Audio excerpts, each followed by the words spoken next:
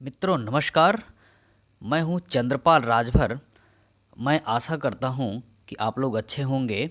एक बार फिर से मैं आपके बीच में उपस्थित हूं बंगाल चित्रकला शैली और चित्रकारों को लेकर।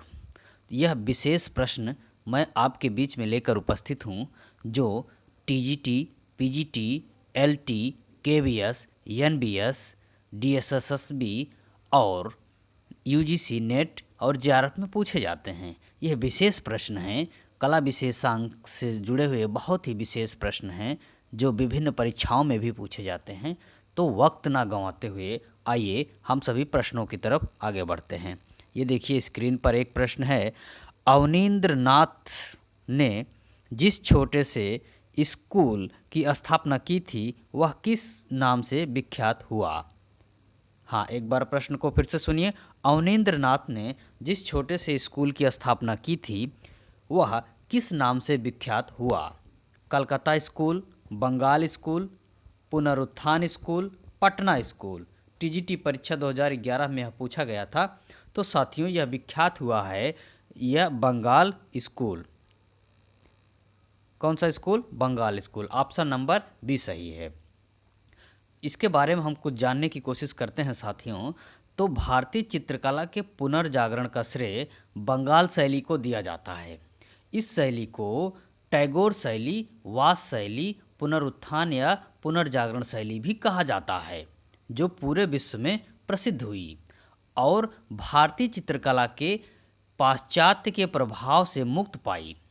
यहीं से भारतीय आधुनिक चित्रकला का इतिहास आरंभ होता है। आधुनिक भारतीय चित्रकला के पितामह तथा बंगाल शैली एवं पुनरुत्थान युग के प्रवर्तक अवनींद्रनाथ टैगोर थे। चलिए आगे बढ़ते हैं दूसरे प्रश्न की तरफ। ये देखिए दूसरा प्रश्न स्क्रीन पर आपके आ चुका है। भारतीय चित्रकला के पुनर्जागरण का श्रेय किसे जाता है? क्षेत्रीय, मुगल शैली, कंपनी शैली, यूरोपियन शैली, बंगाल शैली। टीजीटी परीक्षा 2001 में यह भी पूछा गया था। तो मित्रों यह श्रेय जाता है बंगाल शैली को। किसको? बंगाल शैली। जी, बंगाल शैली। Option number D. चलिए आगे बढ़ते हैं दूसरे प्रश्न की तरफ। बंगाल शैली के शीर्षस्थ कलाकार हैं यामिनी राय, अमृता शेरगिल, अवनींद्रनाथ ठाकुर, एन.एस. बेंद्रे। पीजीटी परीक्षा 2005 में यह प्रश्न पूछा गया था। तो साथियों इसमें आपका उत्तर सही है Abanindranath Thakur. Abanindranath Thakur, option number C. मित्रों जैसा कि आप जानते हैं कि अवनींद्रनाथ ठाकुर बंगाल शैली के शीर्षस्थ कलाकार हैं। उन्हीं के नेतृत्व में बंगाल शैली का जन्म हुआ।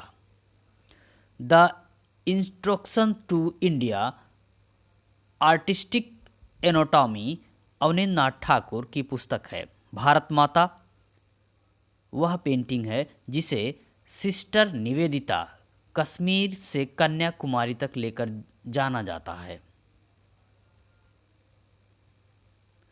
इसके प्रसिद्ध चित्र ताजमहल का निर्माण, शाहजहां की मृत्यु, बिरही यक्ष, औरंगजेब का बुढ़ापा, दीन बंधु, एंड्यूज स्वतंत्रता का स्वप्न, पद्मपत्र में अश्रुबिंदु, बुद्ध चरित्र, कृष्ण चरित्र, संध्यादीप, चंडी व कृष्ण मंगल, रविंद्रनाथ का महाप्रणय, भारत माता, उमर ख़याम, राधा कृष्ण, शाकुंतला आदि हैं। तो ये सभी इनकी कृतियां हैं। चलिए आगे बढ़ते हैं दूसरे प्रश्न की तरफ। भारत माता किसकी कृति है? जैसा कि आप अभी ऊपर व्याख्यान में सुने तो भारत माता जो है ये कलाकृति है अवनींद्रनाथ टैगोर की। अवनींद्रनाथ टैगोर की। चलिए आगे बढ़ते हैं दूसरे प्रश्न की तरफ। औरंगजेब का बुढ़ापा किसकी प्रसिद्ध कृति है? असित कुमार हलदार, यामिनी राय, नंदलाल बसु, अवनींद्रनाथ टैगोर। तो मित्रों ये है जो है अवनींद्रनाथ टैगोर की। Option number D. अभी आपने व्याख्यान में ऊपर सुना तो वक्त न गंवाते हुए चलिए दूसरे प्रश्न की तरफ आगे बढ़ते हैं। कौन वास चित्रकला शैली से संबंधित नहीं है? बद्रीनाथ आर्य, हरिहर लाल मेढ़, S.G. श्रीखंडे, सुखबीर सिंह सिंघल। पीजीटी परीक्षा 2013 में यह प्रश्न पूछा गया था, बहुत ही इंपॉर्टेंट क्वेश्चन है। तो इसके बारे में हम आपको बताते हैं। ये हैं जो है आपके S.G. Shrikhande, S.G. Shrikhande, option number C. कौन सा? Option number C. चलिए, S.G. श्रीखंडे वास्तु चित्रकला शैली से संबंधित नहीं हैं, बल्कि वे ग्राफ थियरी से संबंधित हैं। जबकि बद्री आर्य, हरिहर लाल मेढ़ तथा सुखबीर सिंह सिंघल लखनऊ वास्तु चित्रकला से संबंधित हैं। आगे बढ़ते हैं दूसरे प्रश्न की तरफ। वास पेंटिंग का प्रारंभ किस कला महाविद्यालय से हुआ? लखनऊ, पटना, शांति निकेतन, दिल्ली। टीजीटी परीक्षा 2004 में पूछा गया था प्रश्न। तो साथियों, वास पेंटिंग का प्रारंभ हुआ था यह शांति निकेतन से। कहाँ से? शांति निकेतन से। जी हाँ, शांति निकेतन से। वास पेंटिंग जल रंग तकनीकी का प्रारंभ शांति निकेतन कला महाविद्यालय कोलकाता से हुआ था। इसके बारे में अगर हम कुछ महत्वपूर्ण तथ्य जानने की कोशिश करें तो अवनींद्रनाथ टैगोर ने जापान की वास टेक्निक के आधार पर बंगाल शैली को जन्म दिया। अवनींद्रनाथ टैगोर ने कला की प्रारंभिक शिक्षा इटालियन कलाकार गिलहर्डी एवं एक अन्य यूरोपीय चित्रकार चार्ल्स पामर से यूरोपियन चित्रकला जापान की वास्तु तकनीकी की शिक्षा प्राप्त की। अवनींद्रनाथ टैगोर को आधुनिक भारतीय चित्रकला का जन्मदाता माना जाता है। वर्ष 1907 में सिस्टर निवेदिता और सर जॉन वुडरॉक के साथ मिलकर इन्होंने Indian society of oriental art की स्थापना की थी। तो ये इतना इस आपने सुना, बहुत ही इम्पॉर्टेंट है। चलिए आगे बढ़ते हैं दूसरे प्रश्न की तरफ। देखिए दूसरा प्रश्न आपके स्क्रीन पर है। बंगाल शैली के चित्रकारों ने किस तकनीक का प्रयोग किया? तेल, टेम्परा, वाश, पेस्टल। तो साथियों, जो बंगाल शैली के चित्रकारों ने तकनीकी का प्रयोग किया था वो किए थे वाश तकनीकी का। किसका? वाश तकनीक का। वाश तकनीक का इन लोगों ने प्रयोग किया था। चलिए आगे बढ़ते हैं दूसरे प्रश्न की तरफ। अवनींद्रनाथ टैगोर के प्रारंभिक कला गुरु थे इटालियन कलाकार गिलहर्डी, मुंदैर का चित्रकार अलाग्री नायडू, थियोडोर जेनसन। इनमें से कोई नहीं। साथियों, इसमें आपका ऑप्शन सही है, ये है इटालियन कलाकार गिलहर्डी। इटालियन कलाकार गिलहर्डी, ऑप्शन नंबर ए। जी हाँ, आगे बढ़ते हैं दूसरे प्रश्न की तरफ। अवनींद्रनाथ टैगोर ने किस माध्यम में अपना चित्र बनाए? टेम्परा, तैल, जल रंग, गुआस। साथियों, बहुत ही इंपॉर्टेंट क्वेश्चन है। तो जैसा कि आप ऊपर व्याख्यान में सुन चुके थे, अवनींद्रनाथ टैगोर जल रंग में काम करते थे। तो ये जल रंग में इन्होंने वाश पेंटिंग्स बनाई थी। तो ये जल रंग। चलिए आगे बढ़ते हैं दूसरे प्रश्न की तरफ। ये देखिए, वाश पेंटिंग शैली कहाँ से विकसित हुई थी? Lucknow school, Nalanda school, Bengal school, Doon school. Wash painting जो विकसित हुई थी वो हुई थी बंगाल स्कूल। कहाँ से? Bengal school, option number C. चलिए आगे बढ़ते हैं दूसरे प्रश्न की तरफ। बंगाल शैली के जनक कौन थे? रविंद्रनाथ टैगोर, अवनींद्रनाथ ठाकुर, गगनेंद्रनाथ टैगोर, नंदलाल बसु। तो साथियों, जो ये बंगाल शैली के जनक थे ये थे आपके अवनींद्रनाथ ठाकुर। कौन थे? Abanindranath Thakur, option number B. यह प्रश्न पीजीटी परीक्षा 2001, टीजीटी परीक्षा 2001 और 3 में पूछा गया था। चलिए आगे बढ़ते हैं दूसरे प्रश्न की तरफ। अवनींद्रनाथ टैगोर का जन्म हुआ था जोरासांको में, दिल्ली में, मुंबई में, कलकत्ता में। तो मित्रों, जैसा कि आप जानते हैं, अवनींद्रनाथ टैगोर का जन्म हुआ था जोरासांको में। जोरासांको में। यानी कि ऑप्शन नंबर ए सही है। चलिए, इनके बारे में अगर हम जानें तो अवनींद्रनाथ टैगोर का जन्म 7 अगस्त 1871 को कोलकाता, यानी कि अब कोलकाता जो जोरासांको में है, तथा मृत्यु 5 दिसंबर 1951 में हुई थी। चलिए आगे बढ़ते हैं दूसरे प्रश्न की तरफ। देखिए स्क्रीन पर दूसरा प्रश्न है ट्रम्प ऑफ लेबर मूर्ति किसने बनाई है? DP Chaudhary, BP Jankiram, P Rajeevan, Balbir Singh Katt. तो साथियों ये बनाए हुए हैं डीपी राय चौधरी। कौन बनाए थे? DP Roy Chaudhary. Option number A. कैसे, इनके बारे में मैं थोड़ा सा जानता हूँ की कोशिशें करता हूँ। ट्रम्प ऑफ लेबर मूर्ति देवी प्रसाद राय चौधरी ने बनाई है। Devi Prasad Rai Chowdhury oriental art school Calcutta के शिक्षक तथा अवनींद्रनाथ टैगोर के योग्य शिष्य थे। वे मद्रास स्कूल ऑफ आर्ट के प्रिंसिपल रहे। उन्होंने बंजारों,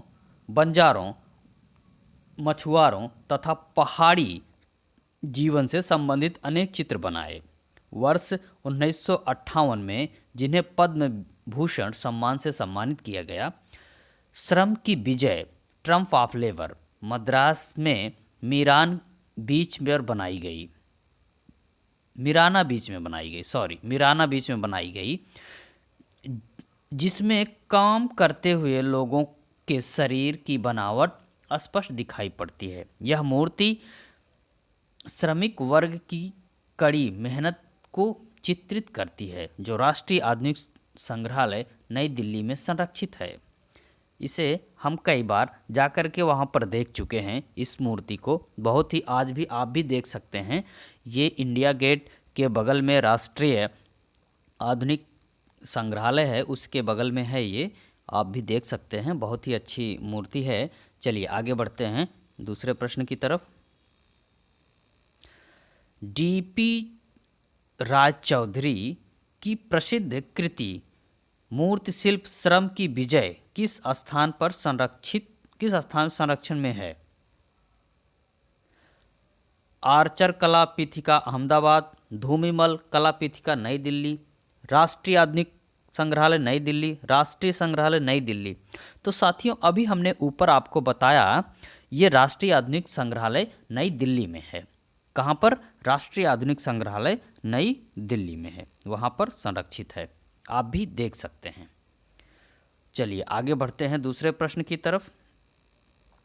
देवी प्रसाद राय चौधरी कहाँ के प्रिंसिपल थे? Calcutta school of arts, Madras school arts, Lucknow art school, Jaipur art school.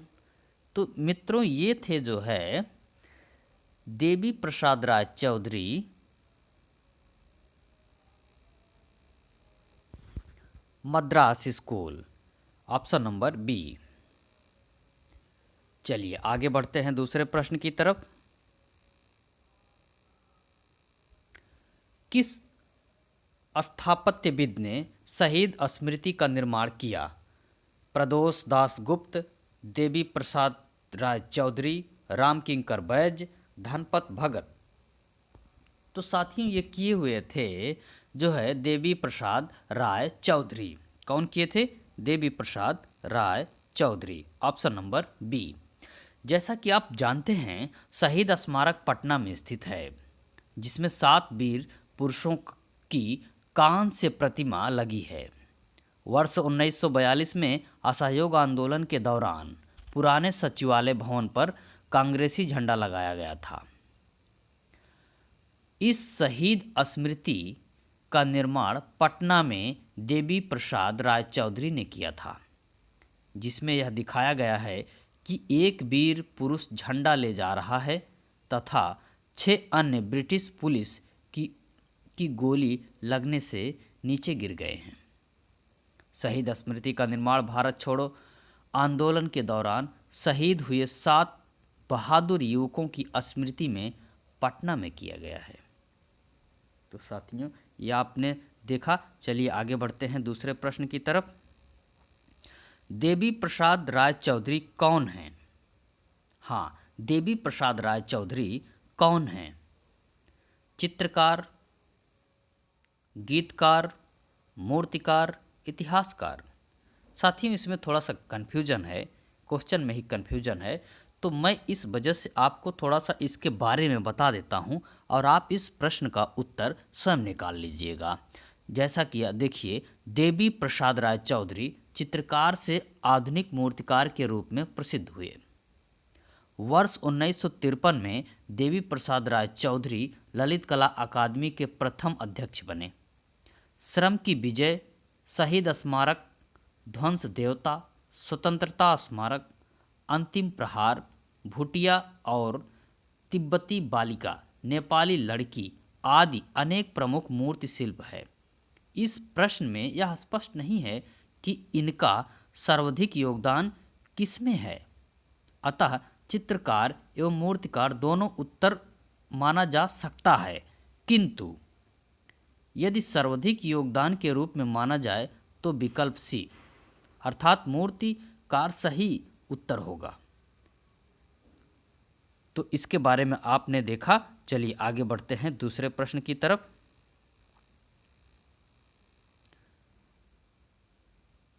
इसमें मूर्तिकार कौन है? देवी प्रसाद राय चौधरी, ईश्वरी प्रसाद, सुधीर रंजन खस्तगीर, मुकुल डे। तो मित्रों, इसमें चित्रकार कौन है? आप जानते हैं कि देवी प्रसाद राय चौधरी। कौन? देवी प्रसाद राय चौधरी, ऑप्शन नंबर ए। चलिए आगे बढ़ते हैं दूसरे प्रश्न की तरफ।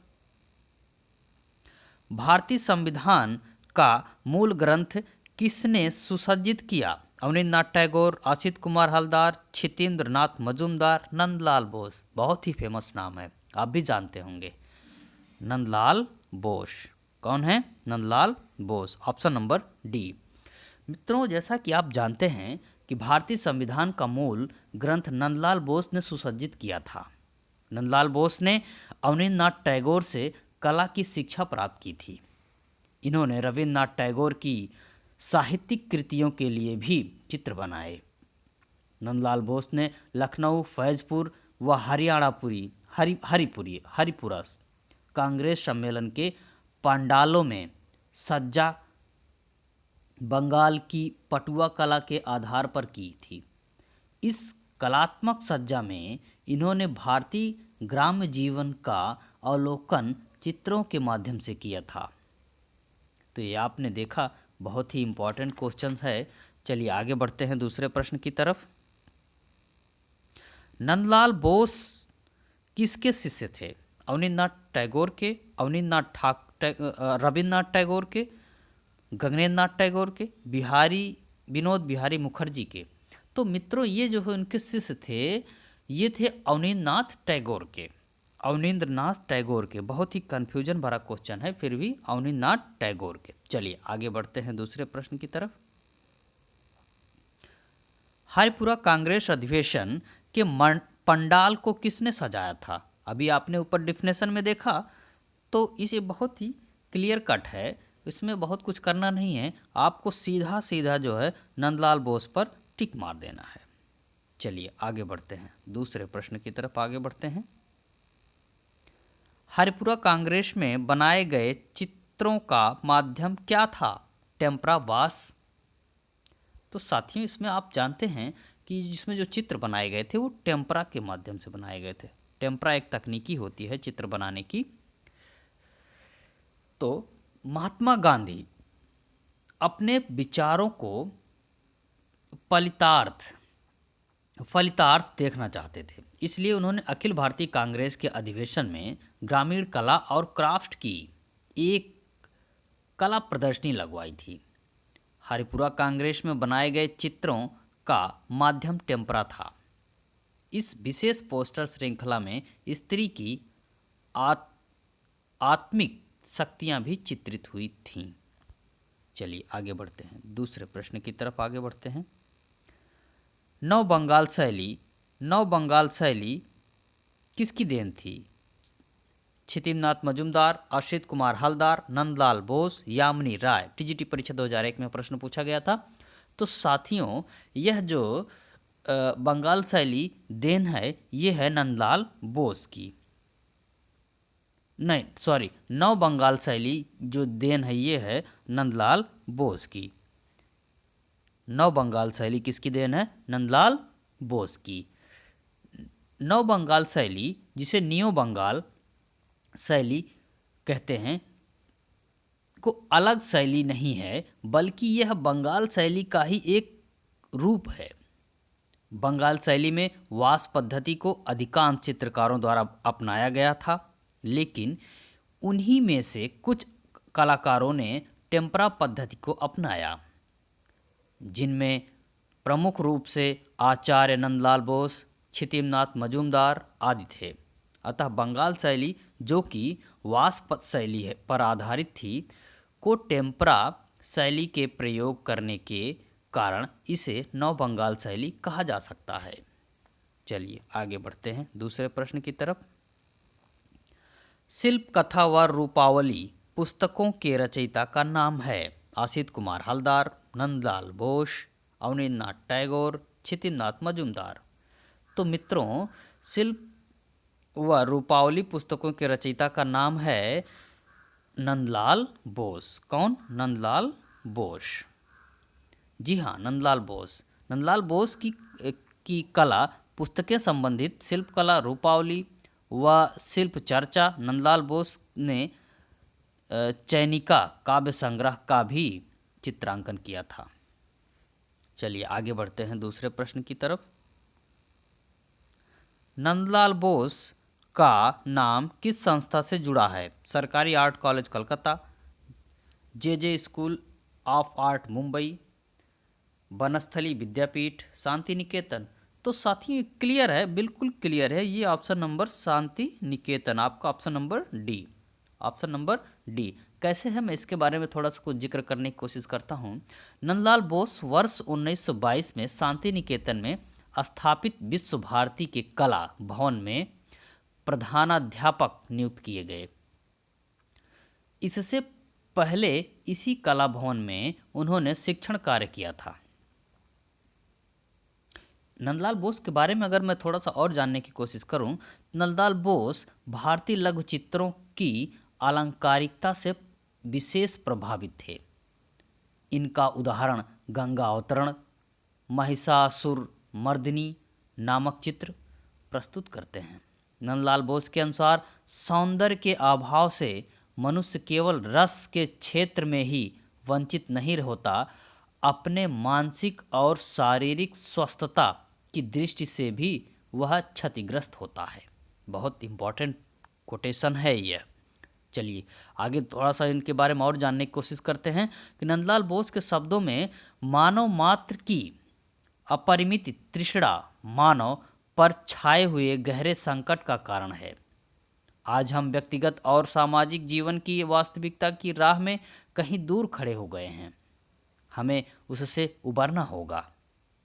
नंदलाल बोस के प्रमुख चित्र हैं महात्मा गांधी की दंडी यात्रा, नटीर पूजा, शिव का विस्पान, राधा विरह, बीड़ा वादनी, भीष्म प्रतिज्ञा, सती का देहात्याग, मीराबाई का जीवन, दुर्गा धृतराष्ट्र और गंधारी, शिव और सती, बुद्ध महेश, जगन्नाथ मंदिर के गरुण स्तंभ, पास श्री चैत्य, अर्जुन युधिष्ठिर की स्वर्ग यात्रा, एकलव्य, स्वर्ण कलश, उमा की तपस्या आदि इनकी जो है कृतियां रही हैं। चलिए आगे बढ़ते हैं दूसरे प्रश्न की तरफ। संथाल स्त्रियों को किस कलाकार ने प्रमुख रूप से चित्रित किया? नंदलाल बोस, अमृता शेरगिल, यामिनी राय, आशित कुमार हलदार। तो साथियों संथाल स्त्रियों का जो चित्रांकन किए थे वो किए थे नंदलाल बोस। कौन किए थे? नंदलाल बोस। ऑप्शन नंबर ए। नंदलाल बोस ने कला भवन शांति निकेतन में रहकर आसपास के गांवों में चित्र बनाए, जिनमें संथाल स्त्रियां, पुरुष व एवं कन्याएं प्रमुख थीं। वर्ष 1950 में इन्होंने संथालों की लंबाई नृत्य का रंग चित्रण किया। अतः संथाल स्त्रियों को प्रमुख रूप से चित्रित करने वाले कलाकार नंदलाल बोस हैं। यामिनी राय ने भी संथाल स्त्रियों का चित्रण किया है। चलिए आगे बढ़ते हैं। नंदलाल बोस का जन्म कहाँ हुआ था? मुंगेर, कलकत्ता, 24 परगना, शांति निकेतन। तो मित्रों, नंदलाल बोस का जन्म हुआ था मुंगेर में। कहाँ हुआ था? मुंगेर में। अब ये मैं बता दूं कब हुआ था। मित्रों, जैसा कि आप जानते हैं कि नंदलाल बोस का जन्म 3 दिसंबर 1882 को बिहार के मुंगेर नगर में हुआ। इनके पिता पूर्णचंद बोस आर्किटेक्ट थे तथा महाराजा दरभंगा की रियासत में मैनेजर थे। 16 अप्रैल 1966 को कलकत्ता, अब कोलकाता नाम उसका हो गया है, में उनका देहांत हो गया। अवनींद्रनाथ टैगोर इनके शिक्षक थे। इन्होंने 1954 में राष्ट्रीय सम्मान पद्म विभूषण से सम्मानित किया गया। 1909 से 1910 में इन्होंने अजंता गुफाओं की अनुकृतियां बनाई एवं वर्ष 1921 में बाघ गुफाओं की अनुकृतियां तैयार की। वर्ष 1956 में राष्ट्रीय ललित कला अकादमी ने उन्हें ताम्रपत्र भेंट किया था। तो ये नंदलाल बोस थे। चलिए आगे बढ़ते हैं दूसरे प्रश्न की तरफ।